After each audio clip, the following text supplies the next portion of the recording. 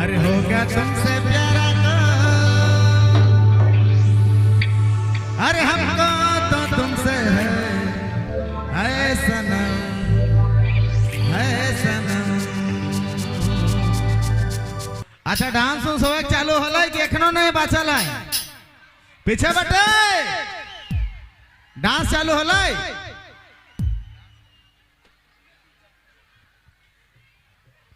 इतना बढ़िया बढ़िया गीत गाली, लेकिन हमके लागेला कि अंजलि जी का इंतजार रहे कि अंजलि जी आवे वाले डांस करे शुरू हुई। सब आपका फैन है, सब जितना है ना पीछे में जो देख रहा डांस कर रहा है सब आप ही का फैन है टोटल। एक बार हाथ उठा दीजिए प्यार से। नितेश के लिए भी क्या बात है, धन्यवाद। कभी कभार अपन घरैया के लिए भी हाथ उठा दे बाबू। खूबसूरत अदाकारा कह दे या खूबसूरत गायकी कर खजाना कहल जाला हमरे कर सुंदरी विश्व सुंदरी कलाकार अंजलि देवी जी के संगे डुएट करना एक खुशी कर बात है। धन्यवाद, शुक्रिया।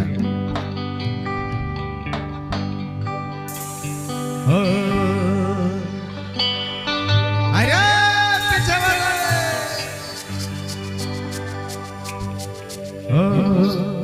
डांस हो रहा है ना, डांस हो रहा है ना।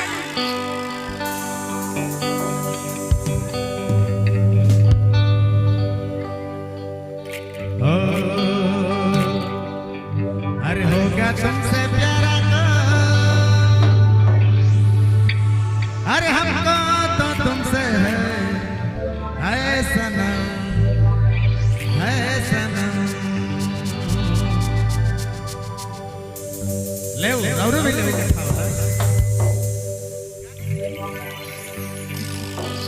पगले पगले तेरे दिल ने छोड़ा, अरे नहीं नहीं कहा तेरे प्यार, अच्छा के दिल हार दे रे।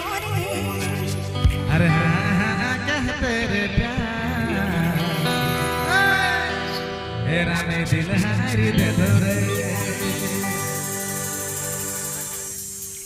एकदम गर्दा बना सब पीछे से।